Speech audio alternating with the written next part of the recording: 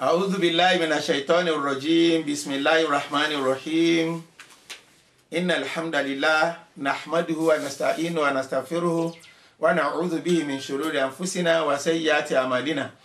من يهده الله فلا مضل له ومن يضلل فلا هادي له وأشهد أن لا إله إلا الله وحده لا شريك له وأشهد أن محمدا عبده ورسوله اللهم صل وسلم على حبيبي مصطفى يا سيدنا محمد وعلى آله وصحبه أجمعين أما بعد يا إخوة الإيمان السلام عليكم ورحمة الله تعالى وبركاته. وعليكم السلام ورحمة الله وبركاته. ọpẹ́ ni fún Ọlọ́run ọba tí a sádi kúrò lọ́dọ̀ Ṣàítánì ẹni ẹ̀kọ́ ẹni ìgbé, gbogbo ẹ̀yìn tí Ọlọ́run ọba ní, gbogbo dáadáa tí Ọlọ́run ọba, gbogbo kíkí tí Ọlọ́run ọba ní. Ọba náà ni ọba tí agbójúlé òun lẹ afọkàntẹ̀, òun la fẹ̀yìntì, òun ni a wá ní olùsápamọ́ sí ọ̀dọ̀ rẹ̀ kúrò níbi aburú iṣẹ́ ọwọ́ ẹnìkọ̀ọ̀kan wa àti aburú èròǹgbà ẹ̀mí wa. A wá ìmọ̀nà lọ sí ọ̀dọ̀ Ọlọ́run bọba àlékiọlá, a wá àrànṣe lọ sọ́dọ̀ rẹ̀. A sì jẹ́rìí pé kò sọ́ba kan àyàfi òun, ọba tí ò lórogún tí ò ní ẹgbẹ̀rá ni, ọba tí ò bímọ ẹnìkan ò bí. A sì jẹ́rìí pé anábọ̀ Muhammad sallallahu alaihi wasallam òjíṣẹ́ Ọlọ́run bá ní ẹrúsìn rẹ̀ ni, kí Ọlọ́run bá àlékiọlá kó bá rọ̀jò kẹ́gẹ̀rẹ̀ fún aṣíwájú ẹ̀dá anábọ̀ Muhammad sallallahu alaihi wasallam. Lẹ́yìn kíkí tọ́lá tá a kíra pé kí Ọlọ́run kí ọrọ̀jò kẹ́gẹ̀ fún èmi àti ẹ̀yin. Ìtẹ̀síwájú nínú àyọkà láti inú ọ̀rọ̀ Ọlọ́run ọba àlékiọlá ní àti mọ́sálásí Ahlus-Sunnah wal Jama'ah tó wà ní Benin Street ní Sabonge ní Zaria bí. Ọlọ́run ọba àlékiọlá ń bá wa sọ̀rọ̀ nínú tafsir ọdún yìí ti 1441. Ọlọ́run ọba àlékiọlá ń bá sọ̀rọ̀ nínú Suratu Tawbah, níbi tí Ọlọ́run ọba àlékiọlá ti ń sọ ọ̀kan ọ̀jọ̀kan ọ̀rọ̀ fún wa nípa ìṣesí àwọn mùnáfìkì, àwọn kèfèrí, àwọn agbẹ́rùgbọ́nrí. Wọ́n wà pẹ̀lú àwọn mùsùlùmí àmọ́ ìmánì ò sí wọn láǹfààní. Ìmánì ò sí wọn láǹfààní torí pé èrò bú ń bẹ lẹ́mìí wọn, ìwà kèfèrí ń bẹ lẹ́mìí wọn, bí wọ́n ti ń fi iṣẹ́ eré hàn sí gbangba àmọ́ èrò bú ní bẹ lẹ́mìí wọn. Lọ́lọ́run wá sọ fún ayé pé kírú wọn náwó sójú ọ̀nà Ọlọ́run bá o, kò sí tọ́lọ́run bá fẹ́ fi ṣe, nítorí pé wọn lẹ́sẹ̀ kan tí wọ́n gbà lọ́dọ̀ Ọlọ́run bá. Yálà wọn ná táwọn àánú wàkàrà wọn ná ní tìfẹ́ inú wọn tàbí ajẹ́ wọn pa láti náwó, wọn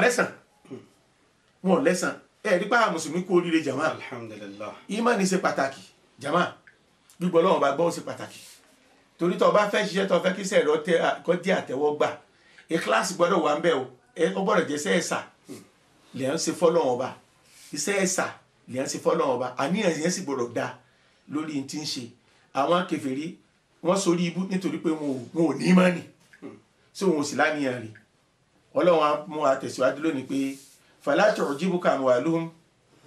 أعوذ بالله من الشيطان الرجيم. بسم الله الرحمن الرحيم. فلا تعجبك أموالهم ولا أولادهم إنما يريد الله ليعذبهم بها في الحياة الدنيا وتزهق أنفسهم وهم كافرون. Ọlọ́run ní ẹ̀rẹ́ ànábì sallallahu alaihi wasallam fala tu'jibuka ajsamuhum amwaluhum fala tu'jibuka amwaluhum wala auladuhum. Ọlọ́run ní ẹ̀rẹ́ ànábì Muhammad sallallahu alaihi wasallam má jẹ́ kí oore tá a ṣe fún àwọn kèfèrí, àwọn mùnáfìkì, má jẹ́ ó jọ ọ́ lójú. Gbogbo oore ilé ayé táwọn Ọlọ́run bàbá àlékiọlá ṣe fún wọn, má jẹ́ ó jọ ọ́ lójú. Ìyẹn ni pé fala tu'jibuka amwaluhum, dúkìá àwọn tí wọ́n ní, wọ́n lóko dẹ́bínù ọ̀pọ̀ gan, wọ́n lówó, wọ́n nífọ̀n, wọ́n lè kanná, wala auladu, wọ́n sì bímọ, báyọ̀ wọ́n bí àwọn ọmọkùnrin tán pọ̀ gan tí wọ́n ràn lọ lórí oko wọn. Má jẹ́ ó jọ ọ́ lójú rárá, torí pé oore kọ̀kọ̀ àti gbangba tá a bá ṣe fún kèfèrí, oore ẹ̀dẹ́ ni. Innama yuridu Allahu liyu'adhibahum biha fil hayati dunya. Nínú bákan méjì ni Ọlọ́run bọba àlékiọlá oore tó ṣe fún ọ fẹ́ fi fìyà jẹ wọ́n lé ayé ń bì wá ni. Ọlọ́run ó fìyà jẹ wọ́n lórí oore tó ṣe fún ọ lé ayé ń bì. Allahu Akbar. Ọlọ́run ó fìyà jẹ wọ́n lórí oore tó ṣe fún ọ lé ayé ń bì ni. Wa tazhaqa anfusuhum kafirun. Àfààní ay fala tastasin ayuha sami' wala taftatin bima utu min zinati dunya. ìwọ tó ń gbọ́ àdísàmì Ọlọ́run ọba yìí, ìwọ tó ń gbọ́rọ̀ yìí, ẹ̀yin mùsùlùmí òdodo tẹ́ ń gbọ́ àyà Al-Kùránì yìí, ẹ má jọ ọjọ́ ẹ lójú lórí orí tọ́lọ́run bá ṣe fún kèfèrí. Yálà táwọn mùnáfíkì gbà yà Nábì ní sallallahu alaihi wasallam tàbí táyé òde òní gan náà, torí ọmọ ọjọ́ ẹ lójú pé àwọn eléyìí ọyẹ gbogbo nǹkan ni wọ́n ní nǹkan fẹ́, gbogbo nǹkan fẹ́ lé ayé lọ́wọ́ wọn tẹ̀. Ọlọ́run ni ẹ má jọ ọjọ́ yín lójú nínú orí tá a bá ṣe fún gbogbo yòóyìn ilé ayé tá a bá ṣe fún kèfèrí. Min al-amwali wal awlad, nínú dúkìá ni àti àwọn ọmọ. Ọlọ́run ní istidraj ni, níta pé ní istidraj òun náà ní orí ẹ̀dẹ́, wípé ní ẹjẹ́ kọ́ máa lọ díẹ̀ tọwọ́ owó fi kíni o, tá a fi gbà mú sìnkún níbi tí ò ní lè kíni o, tí ò ti ní lè bọ́. Gbangba ilẹ̀ ń wò, ìdẹ̀ra lẹ̀ ń wò pọ̀ jẹ́ ní gbangba, àmọ́ wà bá tìǹbù anikma, àmọ́ ní kọ̀kọ̀ ìyá ni fún wọn lórí tọ́lọ̀ sí fún wọn. Àyà yìí ó ń bá gbogbo àwọn kèfèrí sọ̀rọ̀ nífa, ìlọ́lọ́run bá ń bá wí gbogbo kèfèrí káfàtàn ámàtàn, gbogbo ọlọ́run bá sọ lórí ọ̀rọ̀ yìí, wípé ní ọlọ́run bọ́ba lékiọlá ó ń dẹ̀ wọn lẹ́kẹ́ ni, tí ọlọ́run bọ́ba lékiọlá tó fi wá gbá wọn mú nínú kó fi àjẹ wọn lé ayé ń bì nílẹ̀ ibi wàyà náà ló kà máa lo ṣìkọ́, tí orí ibú wọn ó fi pé, tí ọlọ́run bó fi bá wọn kún bí kùrújà àríwáyìn wa mú kàfíràn bèlè kọ́ yìí la, títí tá a fi gba ẹ̀mí wọn nígbà àti kèfèrí. Allahu Akbar. Níjọ́ tí wọ́n bá pàdé ọlọ́run wa fayasadu fil akhirati sabum wa adabum, ìṣòro sẹ́ wọn lágbára ń jọ́gbọ́n àlè kìyàmà, bẹ́ẹ̀ náà ni ìyà wọn ló ní agbára. Bẹ́ẹ̀ lọ́lọ́run bá wọ́n fún wa nírò wípé ilé ayé ń bì sẹ́ kó tó díjọ́ gbé àlè kìyàmà gan wọ́n ti sórí bú. Yóò máa yà á lẹ́nu pé bóò ní dúkìá téèyàn ní bóò ló ṣe fẹ́ jẹ́ sábàbí orí bú fún ẹ̀ nílé ayé, ìsìn rò jìnnà. Ana la yulikum bi amwalin bi adil muqtarahat al-jahannamiyya. Ìgbà míì dúkìá dúkìá kèfèrí lọ́wọ́ bọ́ba àdékọ́ aláwọ̀ fìfì yà jẹ́. Ẹ̀wọ̀n tí ẹ̀ láyé lóde òní, gbogbo àwọn orílẹ̀-èdè kèfèrí, gbogbo àwọn alágbára ilé ayé, owó tí wọ́n fi ń kó nǹkan ọrọ̀ ogun jọ sówó kékeré ni. Balayin mina dolarat, billions of dollars òní wọ́n fi ń kó nǹkan jẹ ogun jọ. Àwọn bàálù kan bẹ̀ tí wọ́n pè ní AWACS, ẹyọ kan bàálù yẹn, bàálù tí wọ́n fi ń jagun ni o, wọ́n ní ó lé ní $3 million. Ẹ wo iye tí $3 million ọ̀jẹ̀ tàbá convert sí náírà. $300 million. Ẹ wo tí $300 million ọ̀jẹ̀ tàbá convert sí náírà. Tọ́ba lásìlẹ́ǹtì nǹkan kí ni ó ṣẹlẹ̀? Ó parẹ́. Ìgbà míì ìdá ahun Ọlọ́run a máa fi ìdá ahun pa ahun. Gbogbo dúkìá yẹn wọ́n kó jọ, wọ́n kó gbogbo nǹkan ìjà ogun yẹn jọ, wọ́n kó gbogbo nǹkan ìjà ogun jọ, wọ́n kó gbogbo nǹkan ìjà ogun yẹn jọ, kí ló padà ṣẹlẹ̀? Fúnra wọn náà wọ́n fi para wọn. Nígbà Germany bẹ̀rẹ̀ tó bẹ̀rẹ̀ sí kó nǹkan ìjà ogun jọ, bí eré ó kó jọ, ó bẹ̀rẹ̀ sí gbàlù, ó gba France, ó gba London, ó gba gbogbo Poland, gbogbo ìlú tí mo sọ̀rọ̀ sọ̀rọ̀ àndẹ̀ pátápátá ńlọ́gbà. Àfi kí wọ́n tún lọ, àfi kí àwọn alágbára ayé bíi tiẹ̀ náà káwọn náà kó nǹkan ìjà ogun lọ́bẹ̀ náà. Wọ́n á bẹ̀rẹ̀ sí èèyàn tó kú ní First World War àti Second World War wọ́n lé ní 50 million fa láwọn èèyàn tó kú. Ara ẹ̀nu ìtọ́lọ́wọ́n bá ń sọ fún alẹ́ ayé bíi nù, ìtọ́lọ́wọ́n sọnù. Bí kèfèrí tí wọ́n bá lu agbára, tí wọ́n bá dá wàhálà alẹ́ kan lẹ́yìn sí, nígbà tí ó bá di wàhálà fúnra náà wọ́n tún mọ ọwọ́ gbọ́n bó la fẹ́ sí táàbí ṣẹ́gun ẹ̀. Nǹkan ìjogun náà ni owó tẹ̀sí owó kékeré òun wọn máa kó lọ bẹ̀. Àwọn náà dá ISIS sílẹ̀, àwọn náà wọ́n dá ISIS sílẹ̀ tán kó àwọn Yahudi jọ tán fowókọ̀ Islam bojú. Àwọn mùsùlùmí tí ọmọ àwọn tó lọ àwọn lọ jà jihad, àwọn tó lọ pẹ̀lú wọn. Àwọn náà wọ́n dá lẹ́ o láti fi àjà mùsùlùmí ni o. Nígbà yálà àwọn ẹ̀ bá di apá ọ̀bá ká wọn mọ́, lọ́ba di pé àwọn náà tún wá lọ máa kó bọ́ǹbù lọ, kó nǹkan àjogun lọ́bẹ̀, wọ́n tún bẹ̀rẹ̀ sí lọ. Àwọn náà kó nǹkan àjogun fún wọn, nǹkan àjogun wọn náà wọ́n tún lọ fi bá wọn jà láti lè ba ti ń bẹ lọ wọn jẹ́. Gbogbo àwọn àpèjúwe tọ́lọ́run bá ṣe fún ilé ayé náà nìyẹn. Afghanistan, Amẹ́ríkà náà ló kó nǹkan àjogun lọ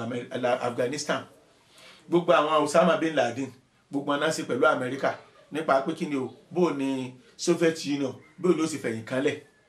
Ìgbà tí Soviet Union fẹ̀yìn kanlẹ̀ tán, ṣe mọ́ padà kojú ìjà sáwọn Afghani, wọ́n padà kojú ìjà sí wọn. Ẹ wá wò, ẹ wo iye ọdún tán fi jà, ẹ wo àti ogun àti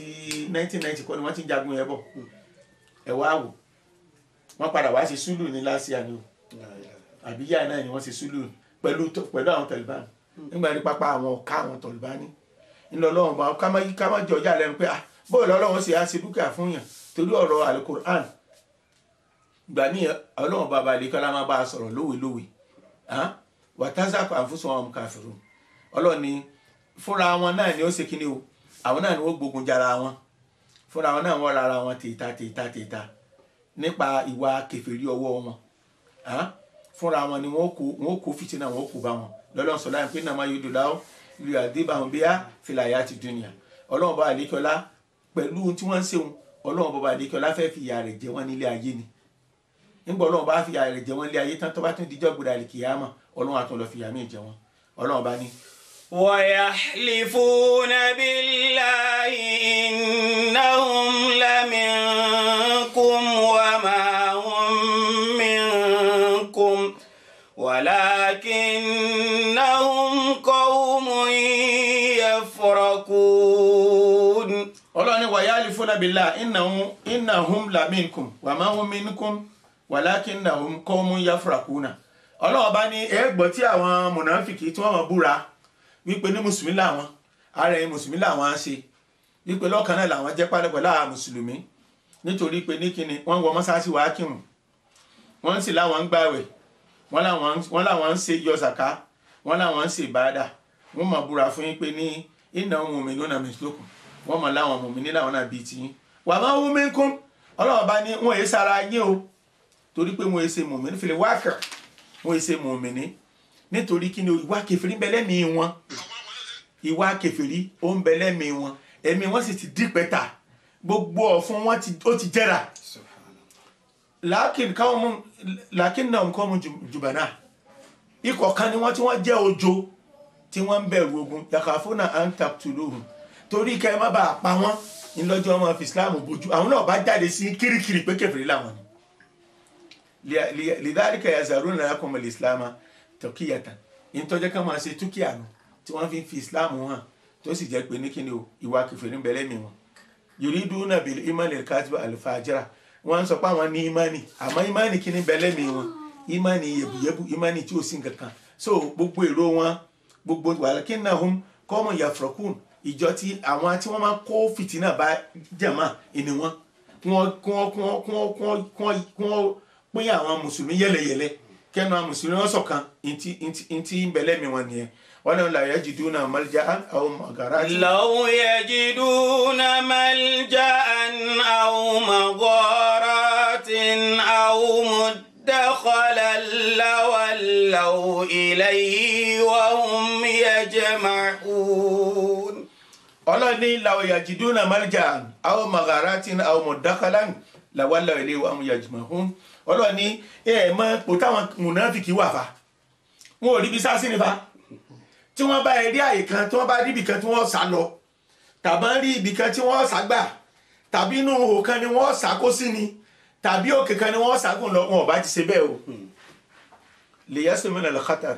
kó lè bá àjàbọ̀ kó nínú ewu làǹsọ́rọ̀ fún àníhù wọn ò bá ti ṣe bẹ́ẹ̀ wọn ò bá ti sáré lọ síbẹ̀ apápá ń tètè inú ọba sáré ìsáré ẹ̀sìn onú ọba sáré bẹ́ẹ̀ ọlọ́run tú àwọn mùnáfíkì láti fún ànábì wa Muhammad sallallahu alaihi wasallam káwọn mùsùlùmí lè bá a sọ́ra pẹ̀lú àwọn mùnáfíkì torí ẹ̀kọ́ kan lọ́lọ́run fojú àwọn mùnáfíkì hàn àwọn míì ọlọ́run fi hàn òjíṣẹ́ náà bá lójú oorun àwọn míì lójú ayé lọ́wọ́ fi hàn òjíṣẹ́ náà lọ́mọ sallallahu alaihi wasallam lórí ìtọ́ wa ń tọrọ pé torí àwọn obìnrin ká má jó wọn lójú ogun torí òun èrò obìnrin tó ń bá arúbìnrin o yóò di fìtínà so ẹ máa gbọ́rọ̀ fà ẹ máa wo kèfèrí àti irú Abdullahi ibn Ubay ibn Salul tó pé ní níjó ogun tó pé ní àwọn mùsùlùmí lójú ogun tó wá ya tó kó 100 kó lẹ́yìn Ànábì sallallahu alaihi wasallam ọlọ́ni wa minhum man yalzimuka fi sadaqat. wa minhum man yalmizuka fi sadaqat fa in u'tu minha radu wa in lam yu'tu minha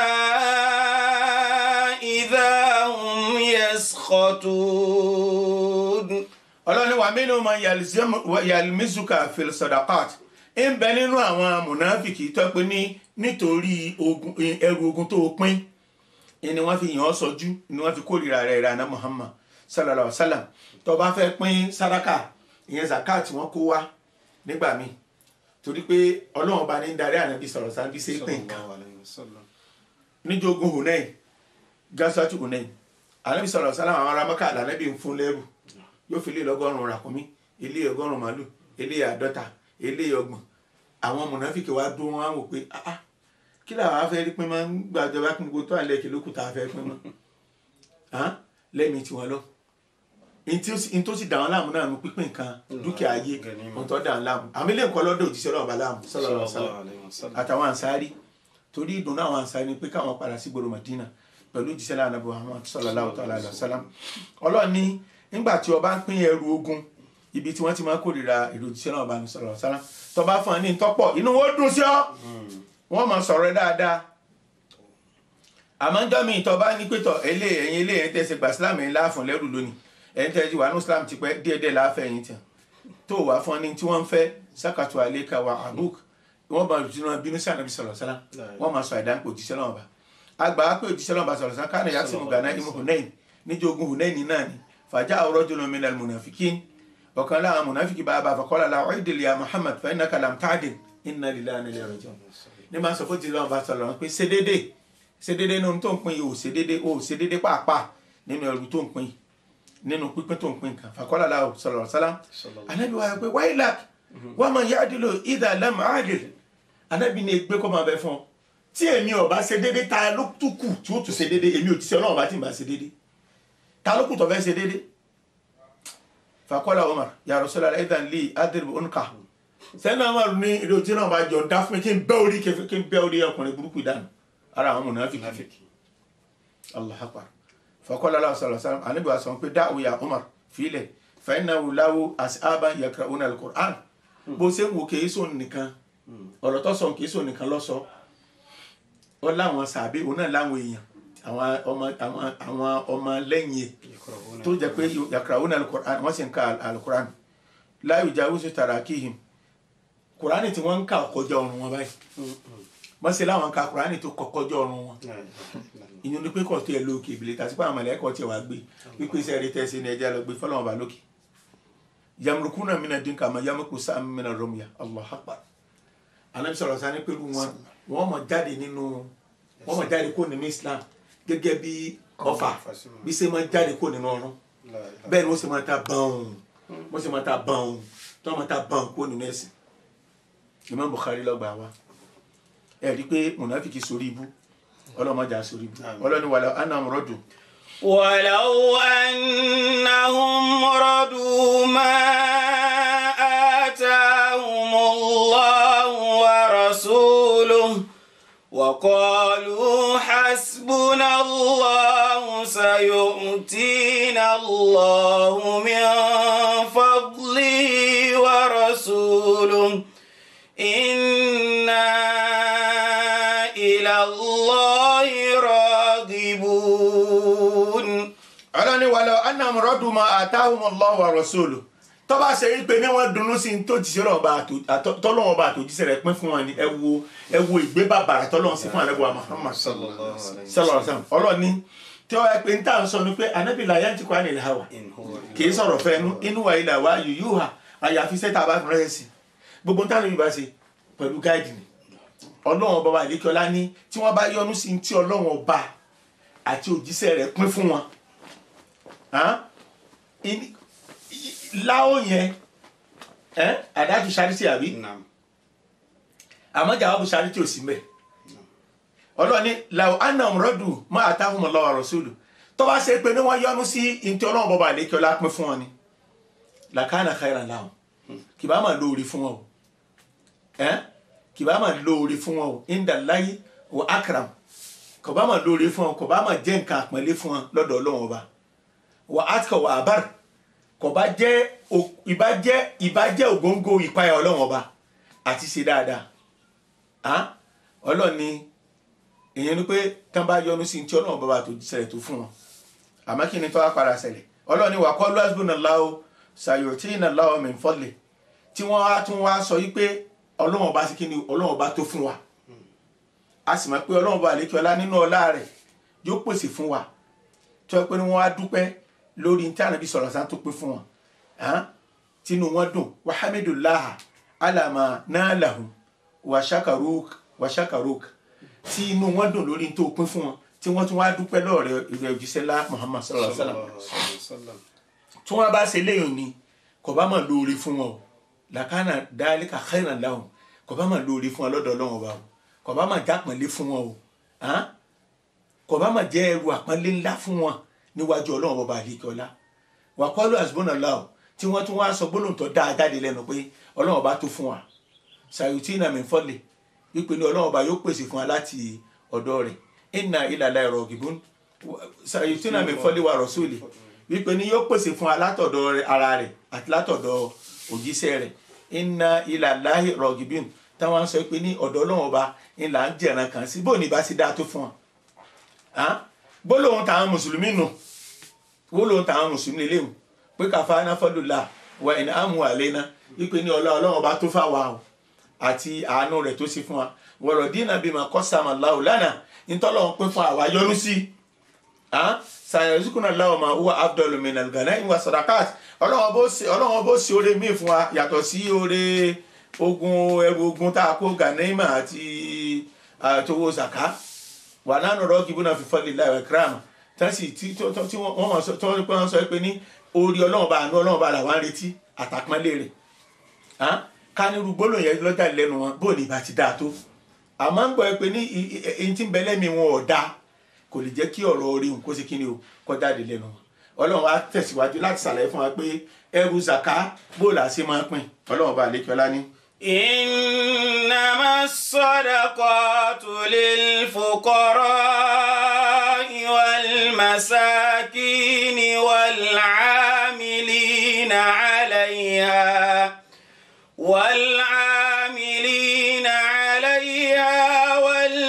والمؤلفة قلوبهم وفي الرقاب والغارمين وفي سبيل الله وابن السبيل فريضة من الله والله عليم حكيم. Ọlọ́run wá ń ṣàlàyé òfin fún wa tẹ́ bá gba zakat bó lẹ́sìn máa pín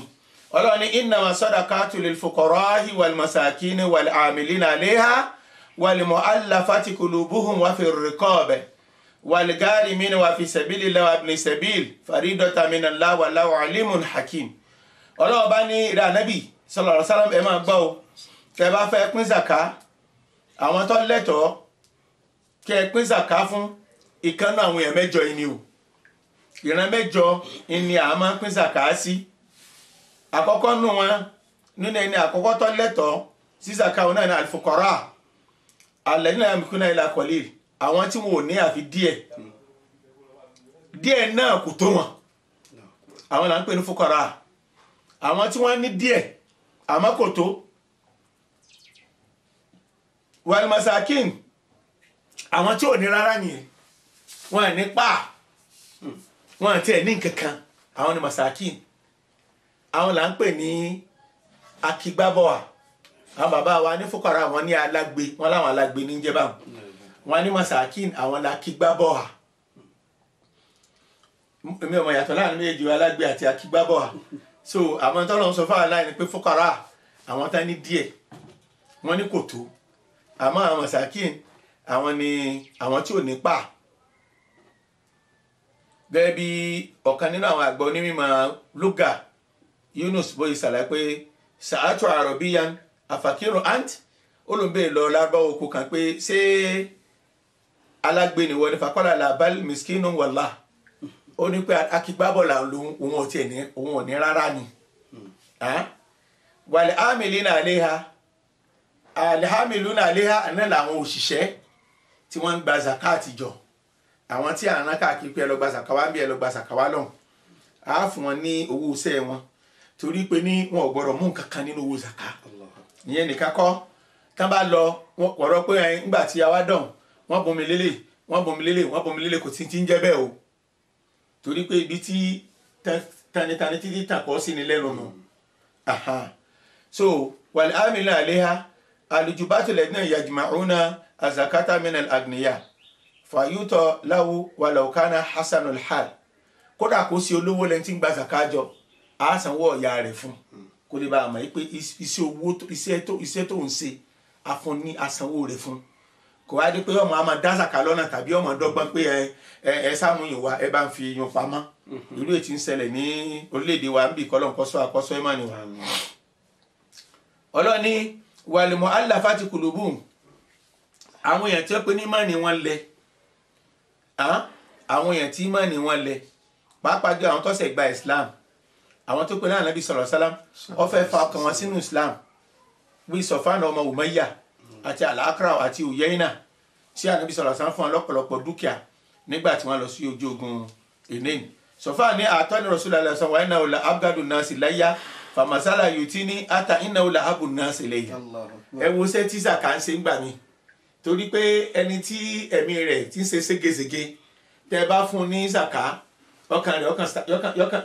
yọkàn stabilize ó ní òjíṣẹ́ Ọlọ́run bá sallallahu alaihi wasallam ó fún ní ẹrù lójú ogun ó ní ẹni tó ń hẹ́tì jù láyé olànẹ́bùwà Muhammad sallallahu alaihi wasallam ó ní àmọ́ kí ló ń fún ní dúkìá yẹn síbẹ̀ ó lọ́kàn di pé ànábì ló wá wà lókè ẹ̀mí òun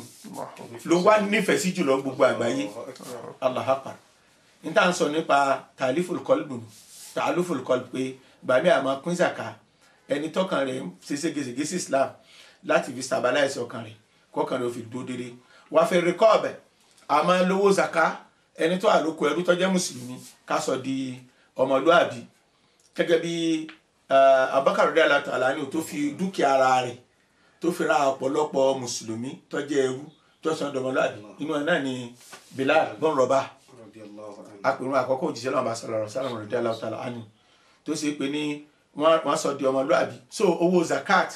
a máa fi sọ ẹrú a fi sọ di ọmọ náà wà fi sabilillah a tún máa ń lo owó zakat láti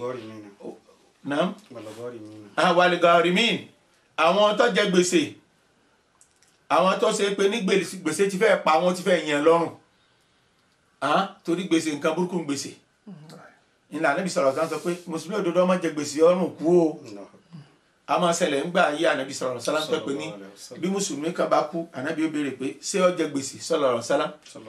tán bá lọ jẹ gbèsè Ànábì àní tasallu ala akhikum ẹ máa kírun sọmọ ìyá yín là tí a fi rí mùsùlùmí òdodo kan tí ó pé òjíṣẹ́ Ọlọ́run bá sallallahu alaihi wasallam èmi ọba gbé gbèsè náà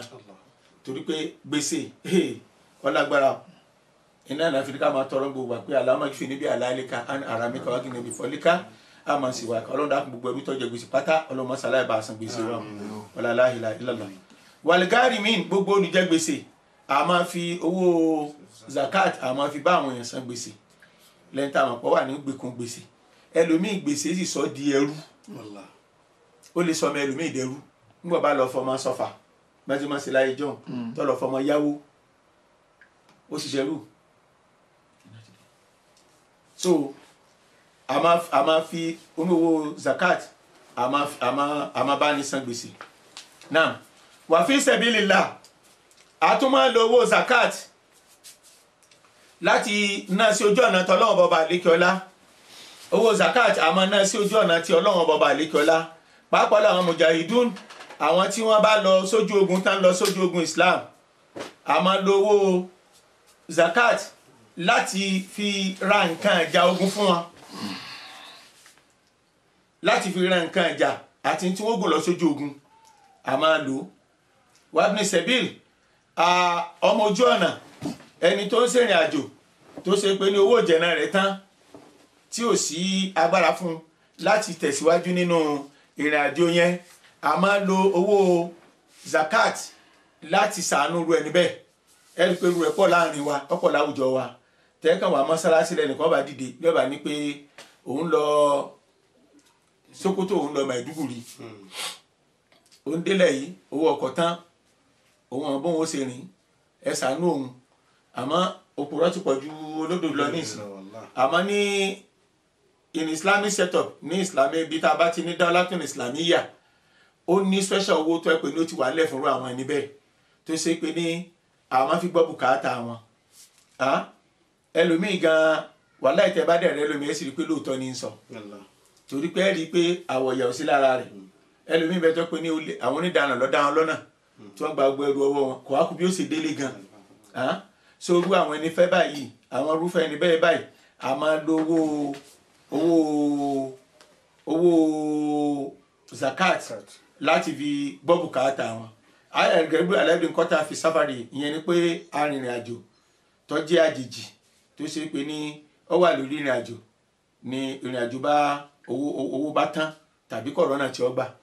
àwọn kan bẹ tó pé ní wọ́n lọ múra before Ramadan before kí wàhálà corona COVID-19 tó ṣẹlẹ̀